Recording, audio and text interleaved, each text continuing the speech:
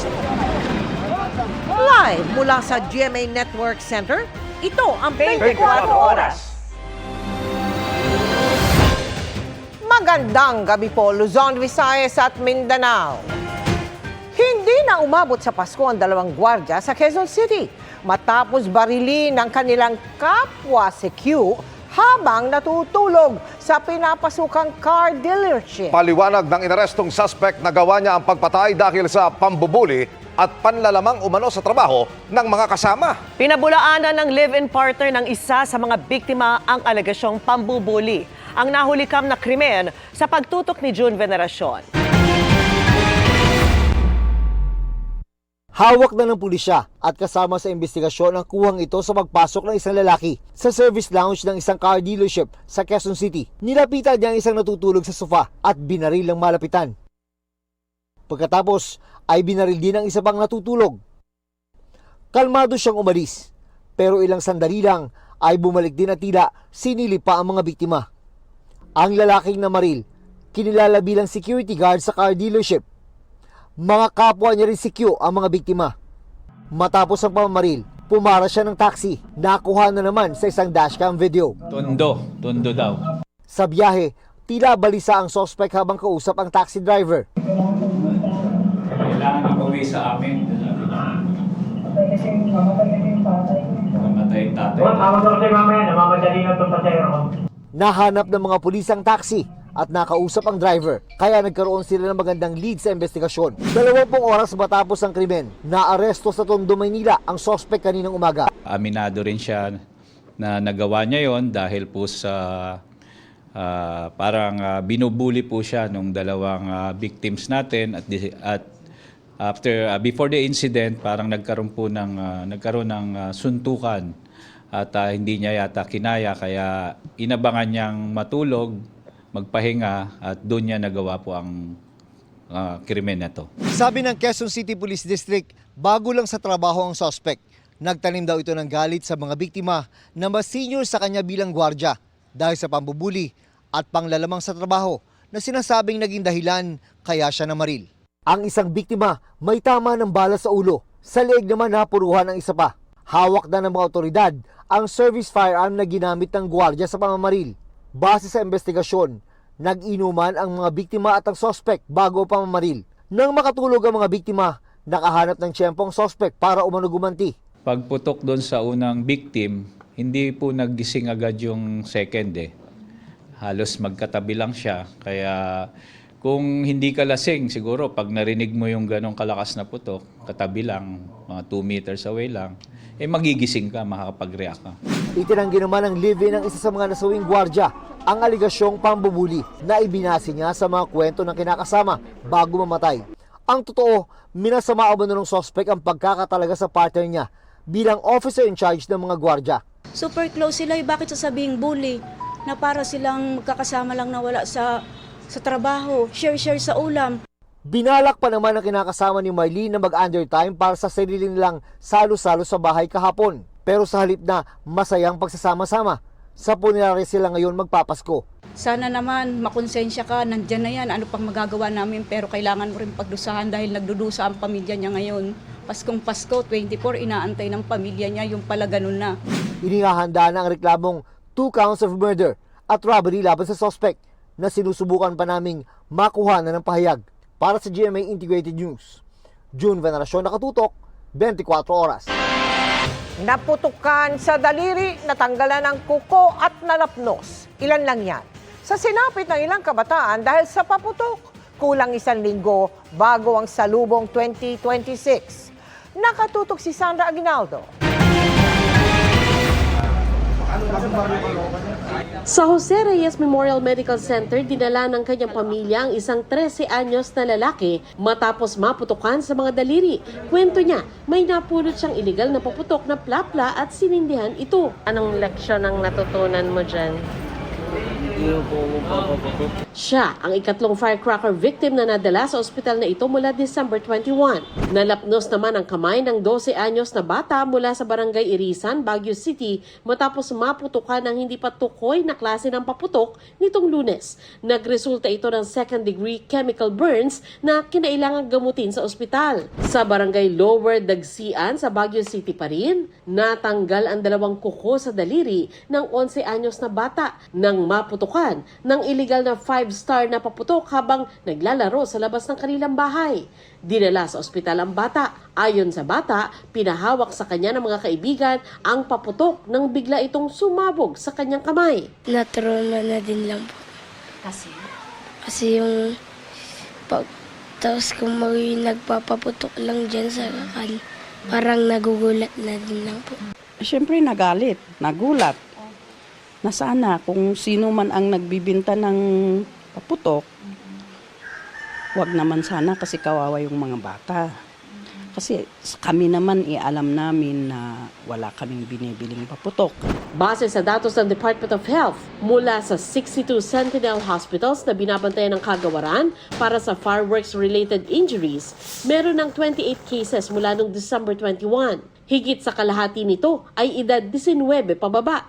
Sabi ng DOH, pinakamarami ang nasaktan sa 5-star, boga at triangulo. Inaasahang tataas pa ang bilang niyan habang papalapit ang bagong taon. Naka-code white na tayo, ibig sabihin naka-alerto. So nakahanda na po yan na yung mga ER, yan, yung mga heart attack, yung mga stroke, rin-ready nila. Nakahanda na yung mga tools, reminder na itong malaking ragaring ito, itong malaking martilyong ito, kapag matigas ang ulo, yan ang sumasalubong sa nasasabugan. Ganyan na nga ang inihahanda ng Jose Reyes Memorial Medical Center sa kanilang fireworks-related injury room. Pinakita rin nila ang ilang kagamitan na kakailanganin, gaya ng lagari na ginagamit pamputol ng buto, mga stainless steel pins na pandugtong ng mga buto, at orthopedic handset na ginagamit sa pag-oopera ng buto. Ngayon po, ihiwalay na natin yung mild and moderate doon sa labas po kung saan nagbukas tayo ng isang area doon.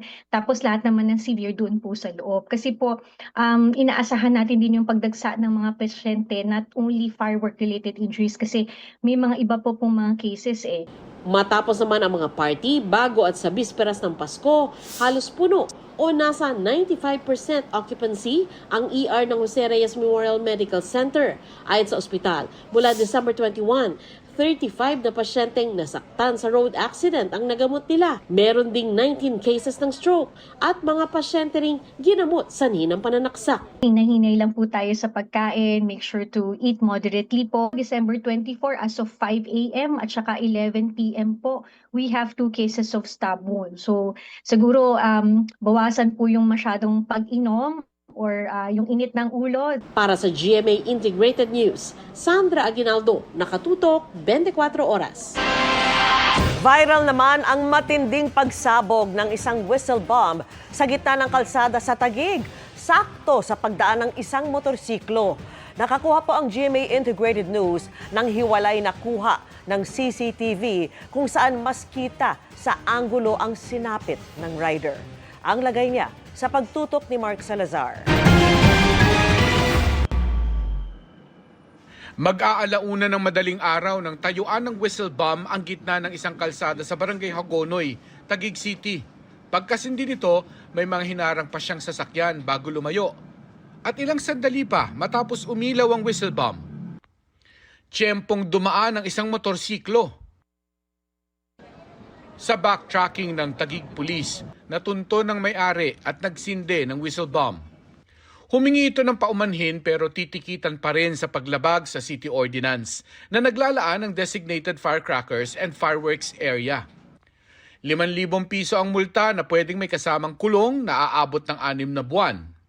Ang rider naman na dumaan, nabalutan ng usok pero tuloy-tuloy namang nakadaan sa kalsada. Inikutan na ng Taguig Police ang mga kalapit na ospital pero wala naman daw rider na nagpagamot kaugnay ng pangyayari.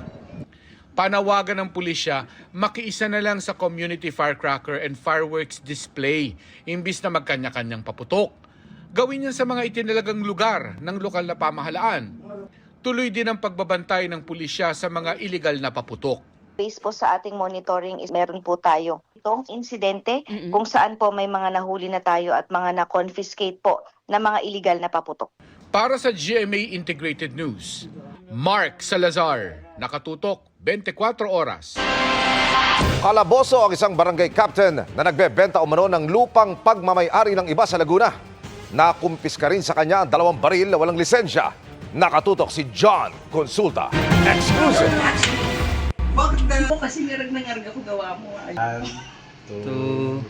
Masaya pa ang picture taking sa barangay hall ng Barangay Caliraya, Lumban, Laguna nung una. Pero biglang nagbago ang ihip ng hangin nang magpakilala na ang mga nakapaligid kay Cap. Pulis. Ayan, may bag yan, may bag. Hop, dito ka. Pulis. CIDG po. Arestado ang incumbent barangay captain ng Barangay Caliraya na si Kapitan Silvino Dublan Jr. Na-recover kay Cap ang kalahating milyong piso na mark money. Cap, ito ba yung may lisensya? Hindi po. Wala. Sige. Nakumpiska rin ang 2 baril kay Cap at kanyang kasama na parehong walang lisensya. May karapatang manhid po ang sa walang tibo.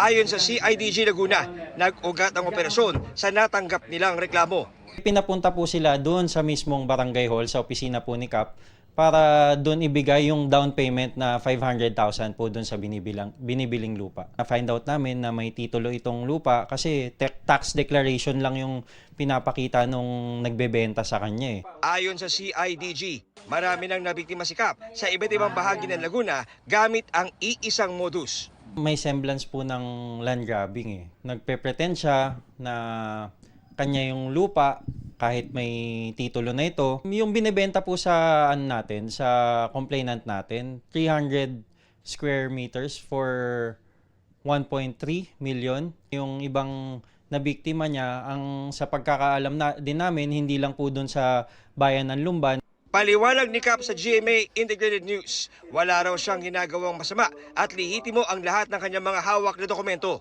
Lahat po ng inaakusa po sa akin ay walang katotohanan pong lahat. Ako po ang may-ari ng tax declaration na kanilang inireklamo dito sa atin dito sa CIDG. Hindi po peke yun? Hindi po peke yun kasi po yun ay original registered noon ay nasa akin po. At yun po ay lehitimong lahat na aking dokumento, certification mula sa barangay hanggang sa DNR. Nang tanungin namin si Cap tungkol sa nakuwang baril sa kanya. Pinahiram po sa akin yun para proteksyon nga po dito sa aking... Aminado po naman ako doon sa walang papel. Kaya po ako humawak ng baril doon. Pinayuhan po ako ng aking mga kaibigan. Ini-inquest na si Cap sa mga kasong inihain ng CIDG Laguna. Estafa through falsification of documents. Syndicated estafa kasi may mga ibang kasabwat po itong si Cap. Swindling, and then violation of RA 10591 para dun po sa baril na nakumpiska sa kanya. Paalala ng CIDG sa mga bibili ng property. Maging mapanuri po tayo sa mga dokumentong binibigay sa atin. Pwede naman po natin itong i-verify kung legitimate po sa Registry of Deeds or dun po sa Assessor's Office. Para sa GMA Integrated News, John Consulta, nakatutok 24 oras. Saglit namang nakahinga sa mga hinarap na hamon ng maraming Pilipino ngayong araw ng Pasko. Ipinagpasalamat yan ng mga nakausap nating namasyal sa Luneta, kung saan pamilya at magbabarkada ang nagsalo-salo. Makisaya rin tayo doon sa live na pagtutok ni Ivan Mayrina. Ivan, Merry Christmas! Mel, Merry Christmas! Ramdam na ramdam ang positive Christmas energy dito sa Rizal Park, Luneta sa Maynila. At marami nga sa atin ang matinding pinagdaanan ngayong taon. Pero hindi kayang burahin yan ang matindi at tunay na kahulugan at kahalagahan ng Pasko para sa maraming pamilyang Pilipino. Saan man ibaling ang tingin, good vibes ang makikita at mararamdaman sa Rizal Park, Luneta maghapon. Lalo sa mga bata na masaya naglalaro sa mga espasyo ng parke. Marami sa kanila, dala at nilalaro ang mga natanggap na regalo. Marami ka nakuhang gift? Hindi. Gift? Asan gift mo? Yan, gift mo? Gift mo yan? Ha? Opo. Ha? Tite. Merry ang Christmas mo? Happy? Happy.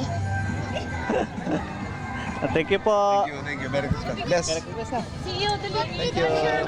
Nakisama ang panahon ngayong Pasko. Makulimlim lang pero hindi umulan, kaya presko ang pamamasyal. Tamang-tama sa mga gusto maglakad-lakad sa labas, maglatag ng banig at magpiknik. Maiba naman sa mga mall ika nga, kaya paboritong pasyalan ng marami tuwing Pasko. Pero si Irvin na kasama ang pamilya, andito maghapon dahil may iniiwasan. Para may iba naman ang view pag doon sa amin, maraming inuman, lasing, medyo iwas-iwas tayo sa ganun. Mas maganda dito para safe. Iniiwasan mo, inaanak mo. Hindi. Mako-corner pa yun. Iwas sa inom, ha? Iwas sa inom.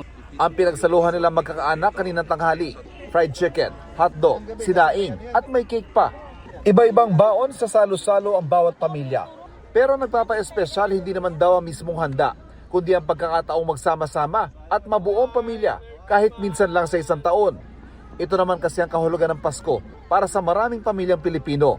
Pag magkakasama kami, ganyan, hindi naman sa handa, hindi naman sa aginaldo. Basta magkasama-sama lang po, masaya na. Malaking bagay po. Baliwala na po yung pagkasama mo at masaya yung mga anak mo. Pagkakataon din ito para ma-relax at makatawa. Nadinig ko nang tanungin ang Christmas wish ng ilan. Christmas wish ko? Sana pumayat ako. Ay ba? Kaso daming handa, paano yun? Yun na nga diet ako. Next year. Anong Christmas wish mo? Sana magka-jowa. Charot. Saglit ding nakahinga marami sa mga hamon sa buhay, kalamidad at mga krisis na hinarap ng bansa. Ngayong Disyembre, pasyalan muna ang Luneta. Pero sa liwasan ito, nasaksi sa buhos ang galit sa mga kanser ng lipunan. Mula pa noong panahon ni Gat Jose Rizal, hindi nakalilimot ang mga nakausap ko na maningil ng pananagutan. Sana po yung mga korap mapanagot na. Sana mabago na lahat yung patakaran sa Pilipinas. Yung mga korap na yan, mawawala na. Ako po bilang scholar po ng bayan, ayun po yung wish ko.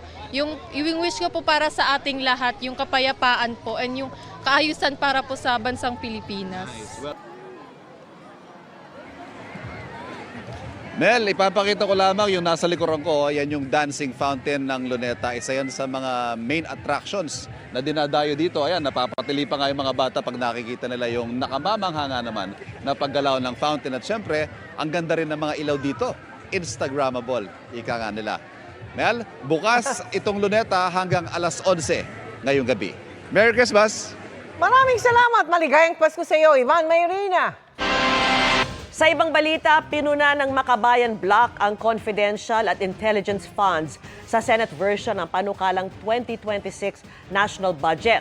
Mahigit 1 bilyong piso umano na mas malaki yan sa orihinal na hinihingi ng ehekutibo. Nakatutok si Mav Gonzalez. Ikinaalarma ng Makabayan Block ang mahigit 1 bilyong pisong itinaas ng confidential at intelligence funds sa panukalang 2026 national budget. Hindi pa nila nasilip ang BICAM version, pero sa pinag-aralan nilang bersyon ng Senado, lumobo ang confidential funds mula 4.37 billion pesos sa 5.25 billion pesos, habang lumaki ang intelligence funds mula 6.4 billion sa 6.63 billion. Ayon kay ACT Teachers Party List Representative Antonio Tino, dahil walang transparent audit ay madaling makurakot ang confidential at intelligence funds. Nakita na natin kung paanong yung confidential and intelligence funds ay napakadaling abusuhin. Hindi dapat pinalaki, sa halip ay dapat tinanggal na ang confidential and intelligence funds. Dapat lahat ng pondo ng gobyerno dumadaan sa transparent audit process. Para sa 2026, pinakamalaki ang nakuha ng Office of the President na aabot sa 4.56 billion pesos na pinagsamang Confi at Intel funds. Kalahati ng intelligence funds ay nasa presidente. May ibang paraan para maprotektahan yung mga national security and other concerns. Hindi sa pamamagitan ng paggawang secret nung paggamit sa pondo. Naging triple naman ang confidential funds ng Bureau of Customs at DILG Office of the Secretary sa bersyon ng Senado mula sa National Expenditure Program. Dumoble naman ang confi funds ng DOJ Office of the Secretary at National Bureau of Investigation. Sa unang pagkakataon, may confi funds na rin ng Anti-Red Tape Authority. Tumaas din ang intel funds ng Philippine National Police at Armed Forces of the Philippines. Sinisika pa naming hinga ng komento ang mga nasabing ahensya. Pinuna rin ng Makabayan Block na habang lumaki ang Confi at Intel funds, tinipid naman umano ang pondo para sa edukasyon, kalusugan at ibang serbisyong panlipunan na kailangan ng mamamayan. Panawagan nila, Ilito ng Presidente ang confidential and intelligence funds, bagaman alam natin na hindi niya gagawin diyan dahil siya ang pangunahing nakikinabang dito. hinihingan pa namin ng komento si Senate Finance Committee Chairman Senador Win Gatchalian kaugnay ng tumaas na Confi at Intel funds. Para sa GMA Integrated News, Mav Gonzalez, Nakatutok, 24 Oras. Sa motorista naman, dalhin din ang diwa ng pagbibigayan ngayong Pasko sa gitna ng EDSA Rehab. May bahagi niyan ang kalahati lamang ang daraanan at ang bus na dating dumaraan sa EDSA Carousel makikihati muna sa ilang lane. Nakatutok live si Joseph Moro. Joseph! Emil, binaybay natin itong kahabaan ng EDSA sa unang araw ng rehabilitasyon nito. At para sa ating mga motorista, 3 lugar yung kailangan nyo bantayan at pagtsagaan. Diyan nagsisikip ang daloy ng trapiko, kabilang na itong dito sa may Orense kung saan tayo nakatayo ngayon. Pasko, kaya mabilis ang trapiko mapa northbound o southbound lane ng EDSA. Tila mas kukonti ang mga taong naiwan sa Metro Manila ngayong holiday. Ito ang gustong samantalahin ng Department of Public Works and Highways o DPWH. Kaya ngayon nila ikinasa ang unang bugso ng EDSA Rehabilitation mula Orense sa Makati hanggang sa Roas Boulevard sa Maynila. Mula sa Quezon City, magsisimulang sumikip ang trapiko sa southbound lane sa bahagi ng Orense. Kalahati na lamang kasi ng EDSA ang madaraanan dahil na-aspalto na ang lane para sa EDSA Bus Carousel. Maluwag ng bahagya sa northbound lane kung saan naabutan namin na inaspalto ang EDSA. Hassle sa mga gustong gumala ngayong Pasko ang rehabilitasyon. Nakatraffic po, sobrang wrong timing. Bakit wrong timing? Kasi naipit kami ngayon, hindi po kami makapag-ikot on time. Hindi naman. Normal lang din naman yun. Normal lang din naman. Apektado rin ang ilang sumasakay sa EDSA Bus Carousel na sanay na mabilis ang biyahe dahil sa dedicated lane. Kung sumasakay kayo ng EDSA Bus Carousel, ganito yung mangyayari sa inyo kasi kung kukumpunihin yung bus lane na dedicated, ilalabas kayo ngayon. So kasabay kayo nung mga ordinaryo mga motorista sa ibang mga lanes. Medyo delay ng konti. Yung kita din naapektuhan din kasi sobrang bagal. Paliwanag ng Department of Transportation o DOTR ngayong araw lamang yan at balik dedicated lane ng mga EDSA bus bukas.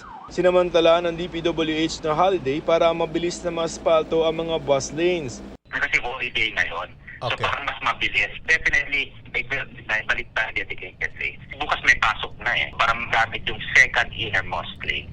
Sa aming pagbaybay sa EDSA, bukod sa Orense, sa 2 pang lugar sumisikip ang daloy ng trapiko.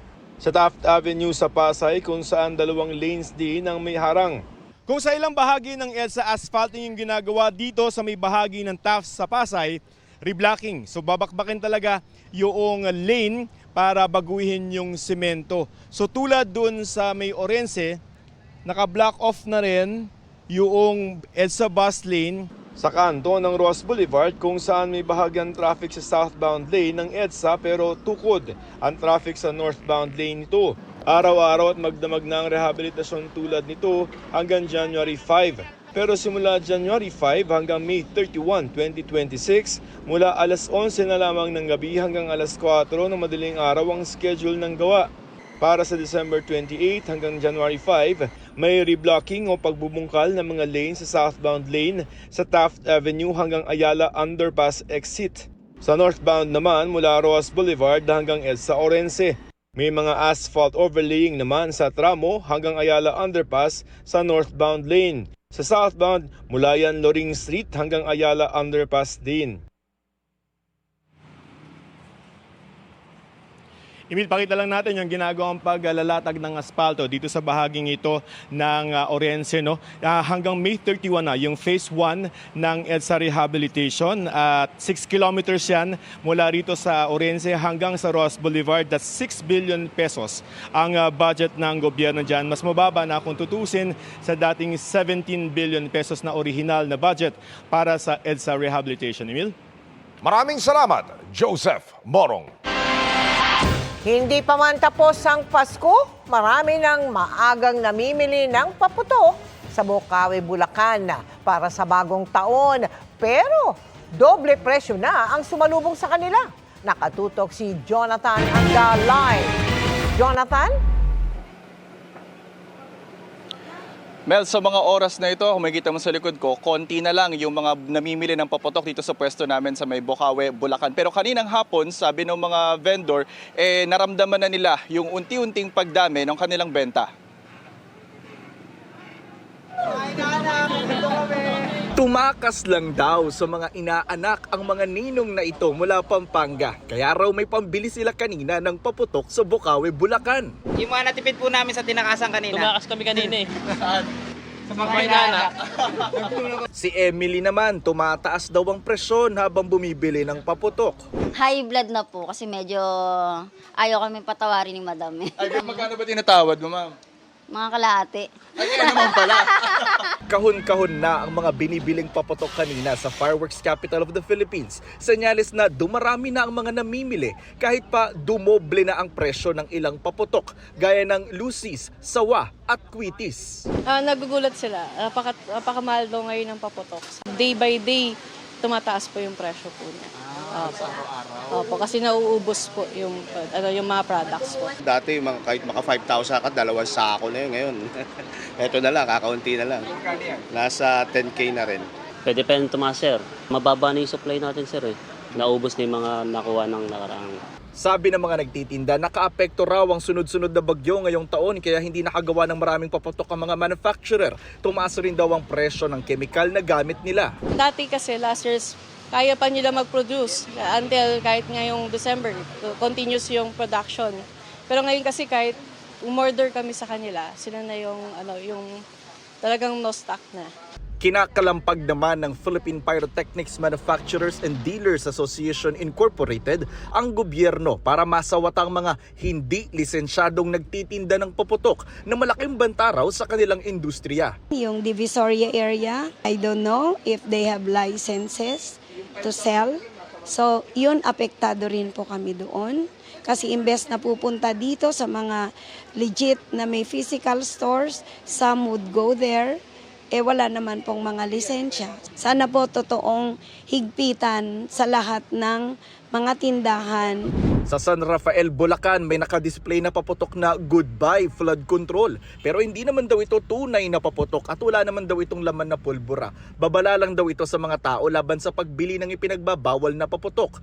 Bawal din ang mga paputok na Watusi, Pop-Pop, Plapla, Piccolo, 5-star at ang bago ngayong Dart Bomb na kapag bumagsak, sumasabog agad.